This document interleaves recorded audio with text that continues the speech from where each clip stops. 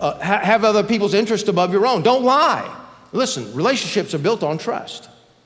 If you don't have trust, very difficult to have any kind of quality relationship, because when you're lying to someone, you don't love them because you're taking advantage of them. For example, if you're in a business deal and you know you can't make the business deal unless you tell a lie about the product, then you lie about the product and you're putting them at a disadvantage. They buy the product, they do something they shouldn't do, they buy your policy or whatever you're selling, your house, whatever you're selling, they buy that under false pretenses, they're in a disadvantage, you take advantage of them. That's not loving your neighbor. He says, don't covet. We ought to say, look, I'm glad you have that house. I'm really glad that you have it.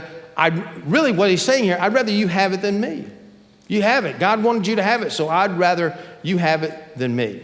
Look in Matthew chapter 7 at the end of the Sermon on the Mount real quickly. He says in verse 24, therefore, everyone who hears these words of mine and acts on them may be compared to a wise man who built his house on the rock. And the rain fell, and the floods came, and the winds blew and slammed against that house.